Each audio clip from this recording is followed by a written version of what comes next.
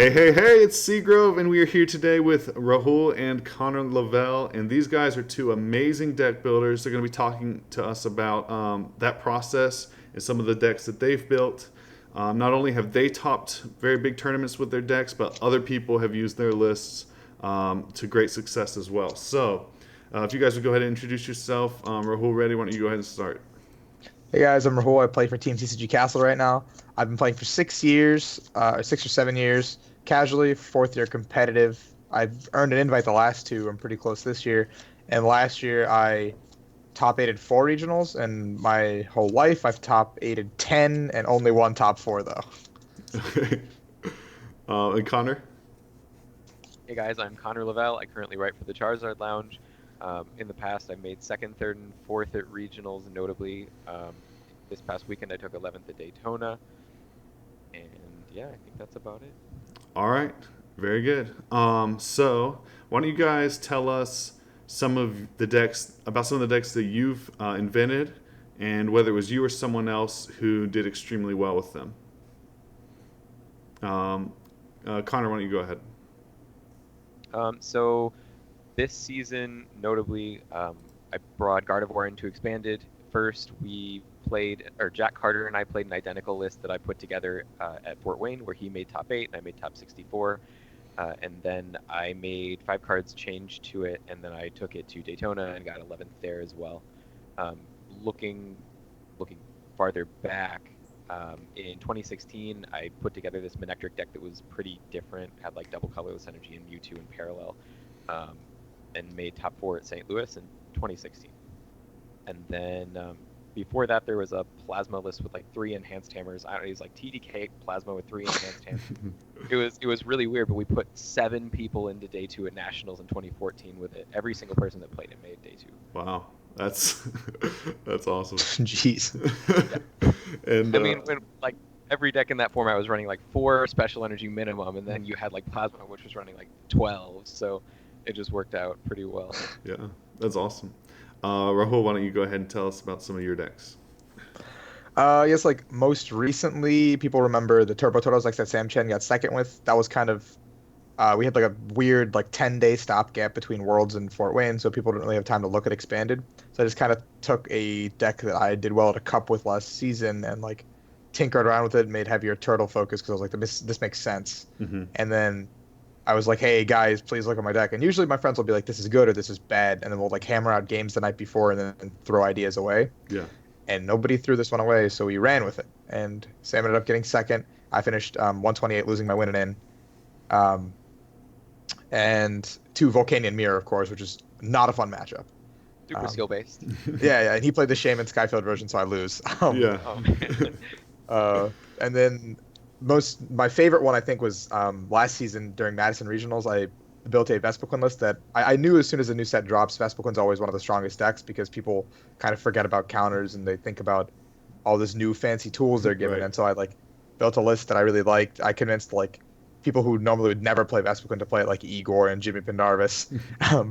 And Michael Fremont comes down to the lobby, picks up my deck, and goes, "Can I play this tomorrow?" And I was like, "Yeah, sounds good." And he ended up winning the tournament. And I managed to sneak into day 2 at 32nd seed at that one and finish top 16. So I was Okay. pretty proud of myself on that.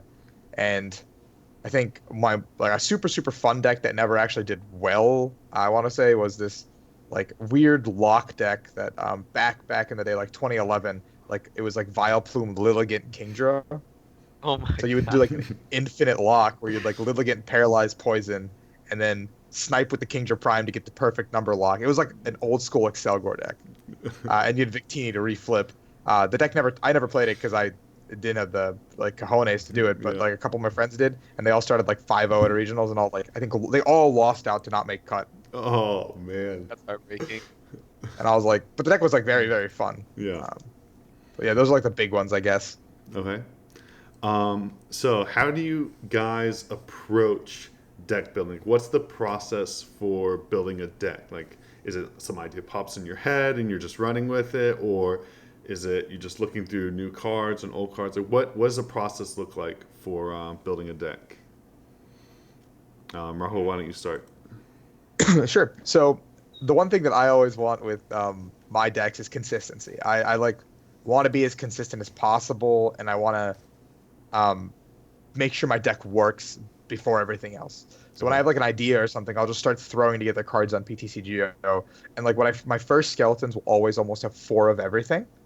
And like as I keep playing games, I'll start like cutting cards for other inclusions that I'll think of as I'm playing games. Like I'll be playing like a game on PTCGO, and I'll hit something completely random that I'll never see in real life, but like I could lose to something like a laser flip, and I'll be like, okay, like if I had this one card, this matchup would be like infinitely better. And so I'd make like a small change and be like, okay, was it worth it? Was it not worth it?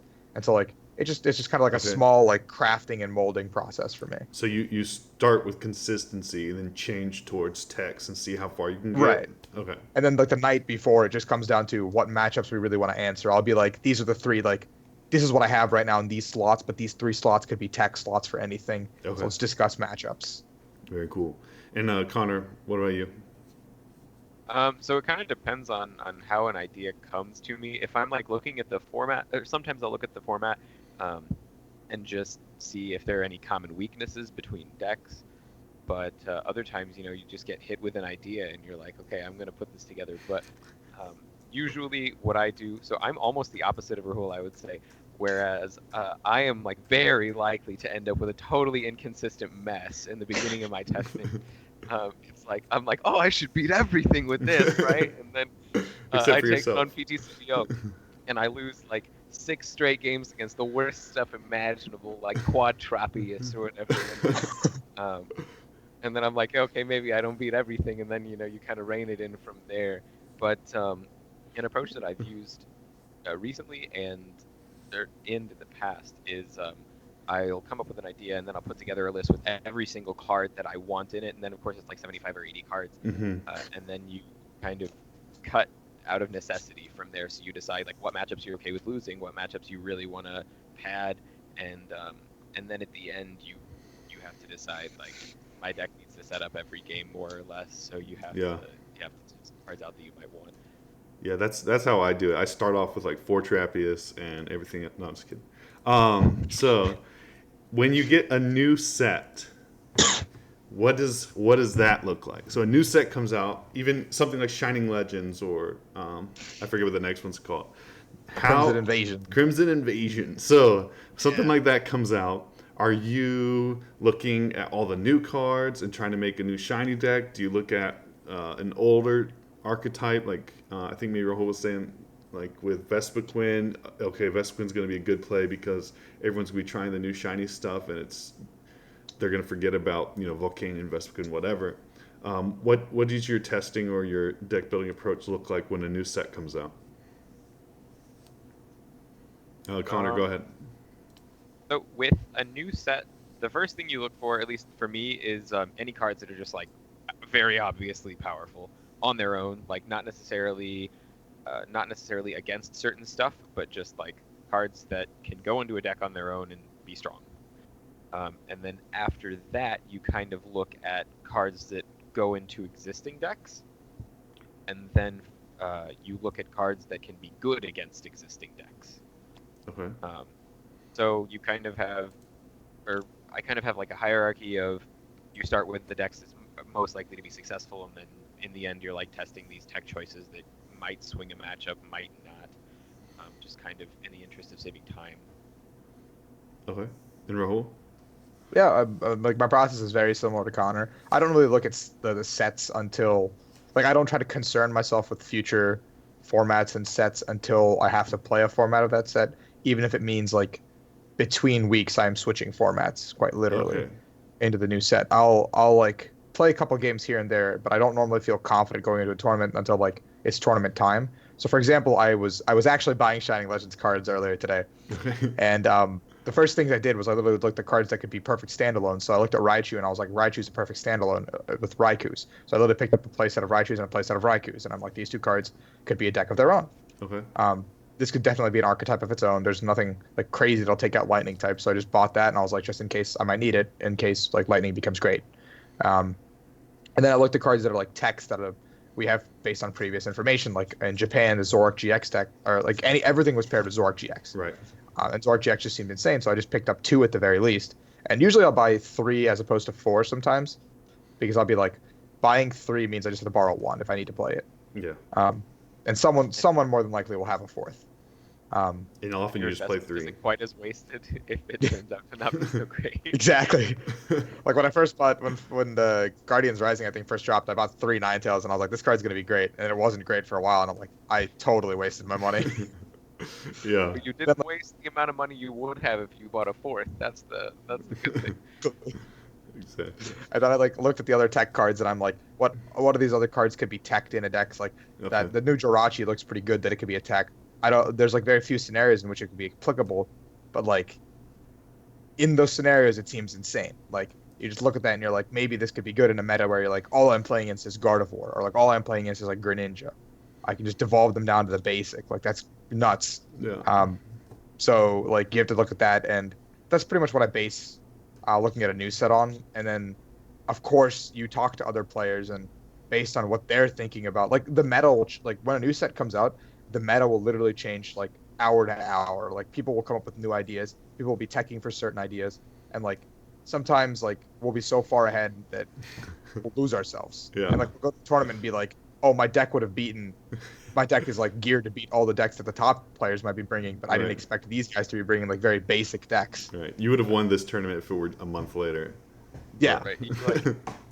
You end up like countering your own metagame. You like build Exactly. your meta to which counter is it. ironically something I think Finnegan Lynch does. I have nothing but respect for him as a player and a deck builder, but I think he's one of the players who tests the most out of anyone I know in this game. And like his lists, I see them and I'm like, these lists are really good if this tournament was a month later. Mm-hmm. Like his Espeon Garb list that he played, I think, in Seattle, people took that exact 60 and played it for Nationals, and they made day 2 and went deep. And I was like, this, and I talked to him about it too. He's like, I test with myself. He literally tests with himself. And he's like, I test with myself to the point where I'm like, this deck is bad and this deck is bad. He evolves his own lists to where he's like a month ahead of the metagame. Yeah. That's awesome. So, so that's when a new set comes out. And recently we had a rotation, right? And we actually lose a bunch of sets. Is there a big difference in testing there, or what does that look like? And Rahul, why don't you start this one? I think like the very simple thing is you look at what you lose immediately, and you look at what has the least to lose. That's the first thing you do. The You look least at what to has the lose. least to lose, and you're like, okay. In this instance, it was Gardevoir. Gardevoir had the least to lose going into this format, and it made it one of the strongest. And then you look at what deck has the most to gain by what's lost. Mm-hmm. So you look at like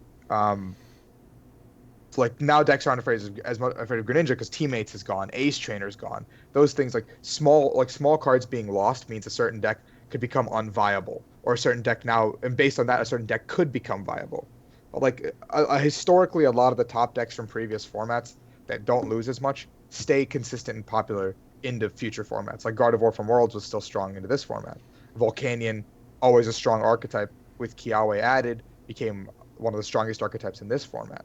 Mm-hmm. So it's just you look at what's good, and then you look at can you beat what you think is you're going to see with the majority of the decks. Like the first tournament of the new format's always terrifying, obviously. Right.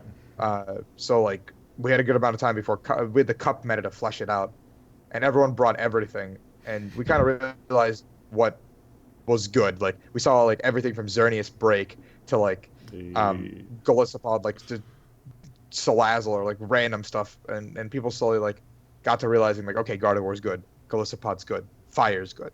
Mm-hmm. Yeah. Connor, any thoughts on that?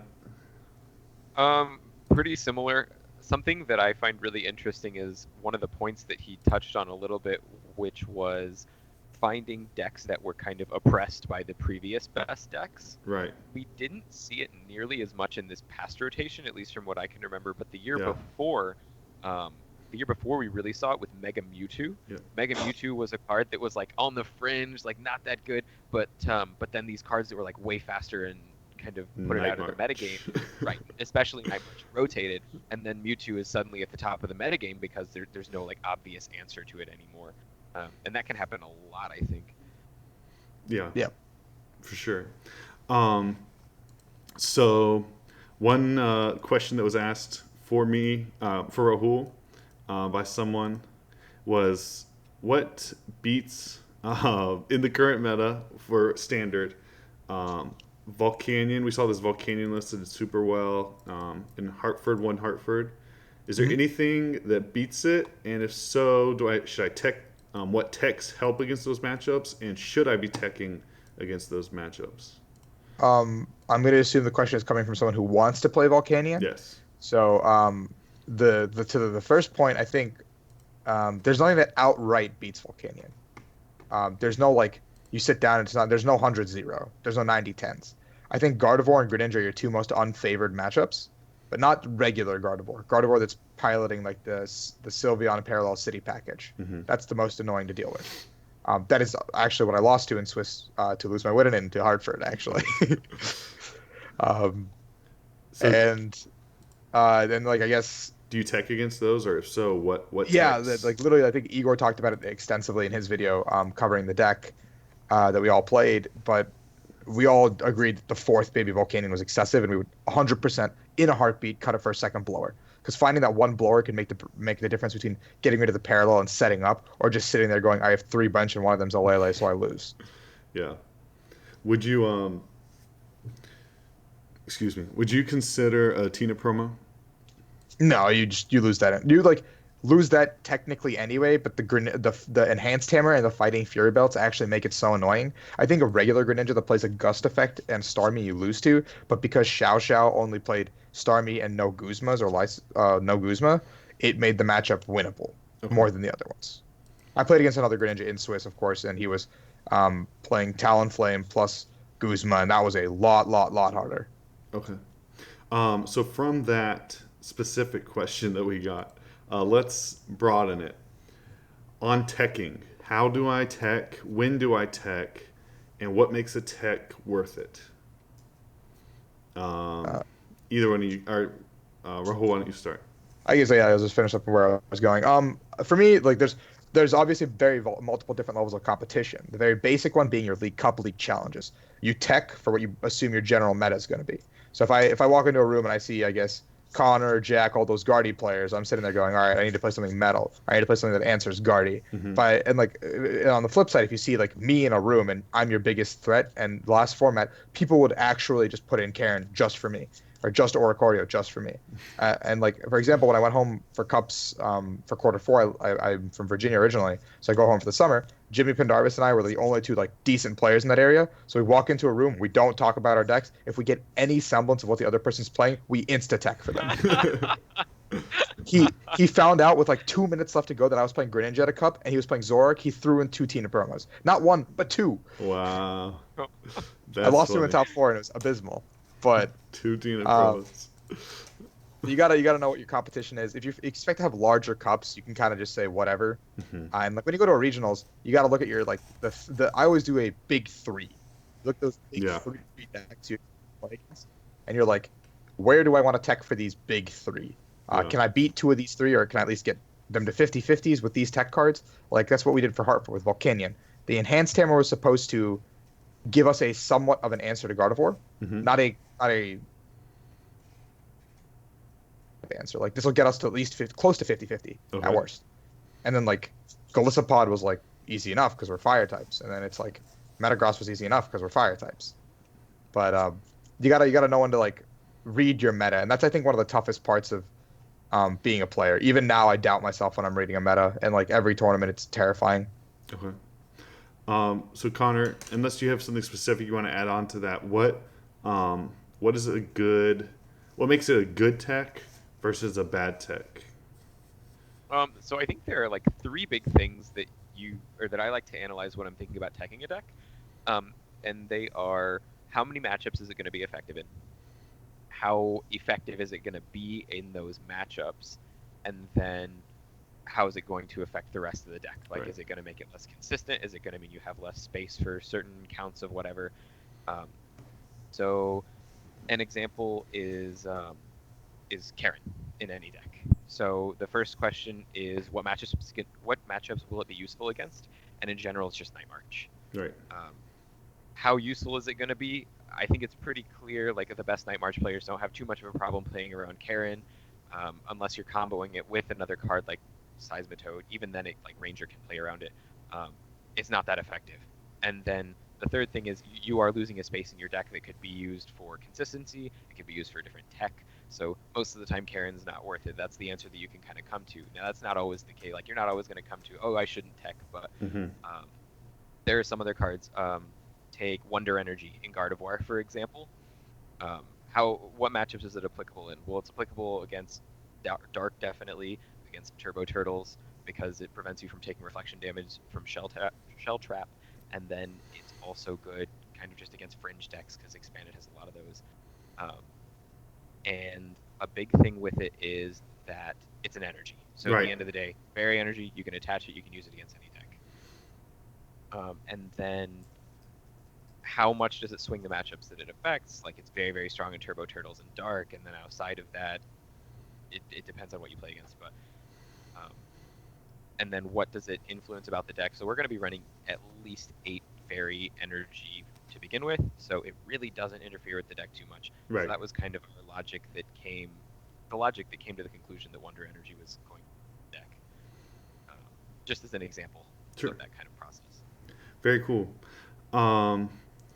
One last question, and then we're done. So the last question is this: what are some common mistakes that intermediate or new deck builders make? I think the first one is like trying to make a deck too cute.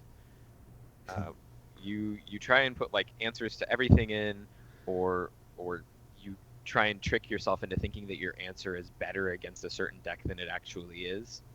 So then you have this perception that you're going into an event with a certain matchup spread, and then that ends up not actually being your matchup spread at all, and then you end up, thinking you have a deck that's going to go 5-0, 8-0, whatever, and win the tournament, and then you actually go like 2-3 and you drop. So kind of losing the focus of your deck, especially for like newer and intermediate players, is really easy to do. Like, they're kind of trying to break out, they're trying to be recognized, so they're trying to make changes to a deck that don't necessarily need to be made. Okay.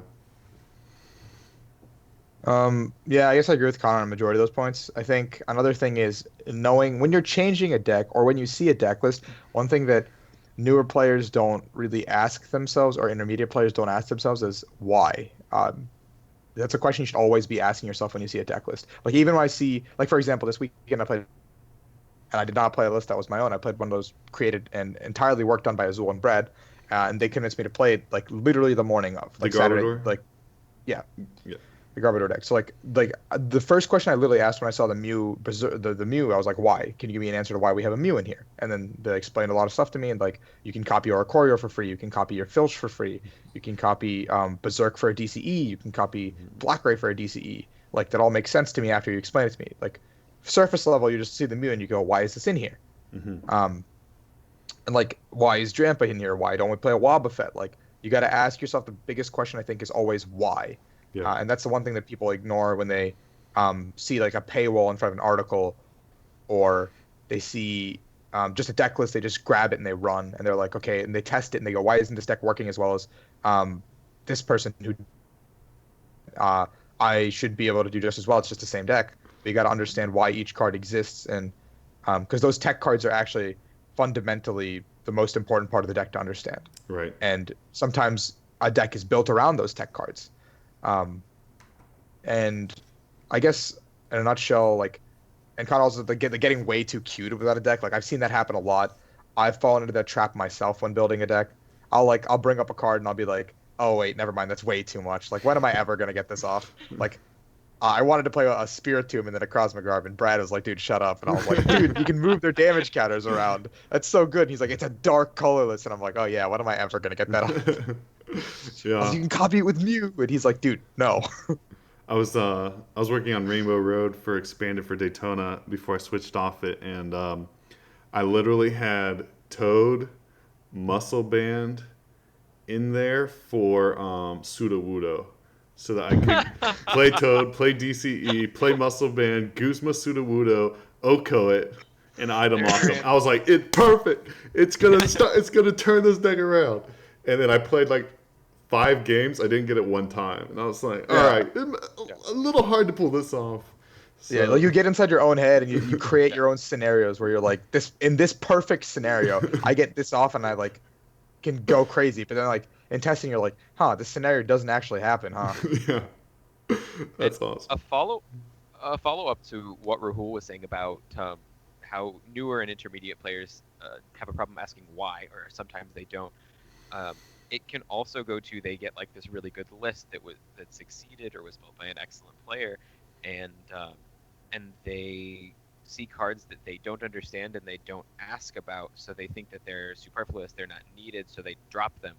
And then maybe the deck doesn't run as well as they were expecting, something like that. I see that happen a lot, especially in like that intermediate bracket, like the people who do know what they're doing in Pokemon, but maybe don't understand like the finer points of metagaming or the finer points of deck building. It's like if they don't understand exactly why a card is in a deck, then they take it out, and it might be necessary for something.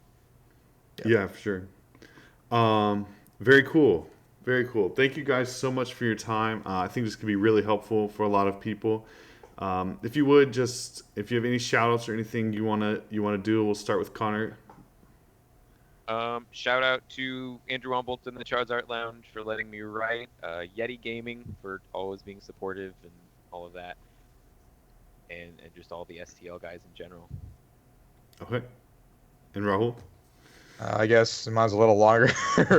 Shout out to CCG Castle for sponsoring me as a player and letting me represent their brand. Technically, I am the worst player on the team. But it's hard to compete with people who have like 5 regional wins and then like 3, and then it's actually shocking to how often we like sit there, and to us as players, we look at that and we go, we didn't make day 2, we're upset, and people are like, you got points though, right? And I'm like, I guess like that's the bright side of things. So like shout out to my homies there who help out, and honorary, I guess, Brad, even though he's someone's PC, he tests with us a lot, and he always works with us because he and Azul have like that tight knit bond, and they're always crazy on decks together. Right. Like him and Azul, me and Ryan, like Igor and Pendarvis are their own thing, so we all just like come together the night before and we all like throw our ideas on the table, and one of our ideas will win every time. So That's awesome. Shout out to those guys. Shout out to TC Evolutions. Those dice are awesome. I like have never ceased to get compliments on that the GX counter, the thing. Yeah. People just look at that and go, "Where'd you get it?" And I'm like, "Oh, TC Evolutions. It's pretty dope. You should get one." And other than that, I guess shout out to everybody who watches this. Shout out to everybody who reads my articles on 60 cards, stuff like that. And shout out to people who like come up to me, and it's like people who I don't know. Like this past weekend, people who I've like never met before came up and said like good luck to me a few times, and I'm just like, I don't know, like at least come up and say your name or something, because I don't know who you are, but like thanks, I need the luck. I really need it. We all do. We all do. As Grant Manley said last week, I'd rather be lucky than good. So it's very true. So true. So true. All right, and for myself, shout out to Flipside Gaming, and yeah, check out my Rogue articles there, and get 10% off with discount code Seagrove, all caps. So thanks again for watching, and thank you guys so much for your time. I'm really appreciative of everybody who's willing to come on the channel and not only help out the channel, but help out all the people who are watching and hopefully benefiting from this in some way. So thanks again. Definitely. Yeah, thanks for having us. Yep. All right.